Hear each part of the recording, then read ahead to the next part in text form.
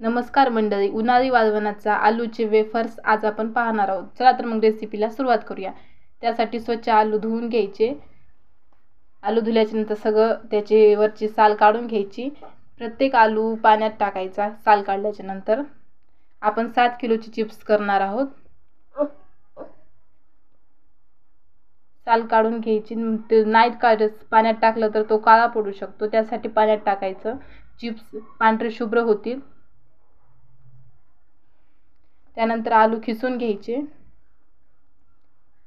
आलू मोठी मोठी घ्यायची चिप्ससाठी. मोठी मोठी आलू घेतले तर चिप्स पण मोठी मोठी होते.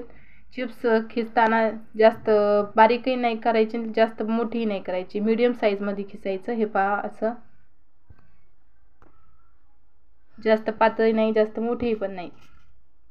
त्यानंतर तुरटी पाण्यात फिरून घ्यायची, व्यवस्थित मिक्स करून घ्यायचं. तुरटी फिरल्याच्या नंतर आलू व्यवस्थित मिक्स करून घ्यायचे. आलूची चिप्स हे पहा, आपले पांढरे शुभ्र आलूची चिप्स दिसत आहेत.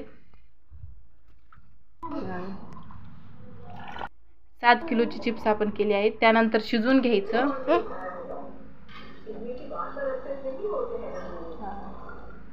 असे आपले पापडाची चाळीनं असे चिप्स काढून घ्यायचे. शिजल्याच्या नंतर वर्षभर स्टोर करून ठेवता येतो. आपण छोट्या छोट्या चुका टाळल्या ना तर आपली छान पांढरे शुभ्र चिप्स होतात. सोपी, तेवढं काही मेहनत नाही, सोपी रेसिपी आहे.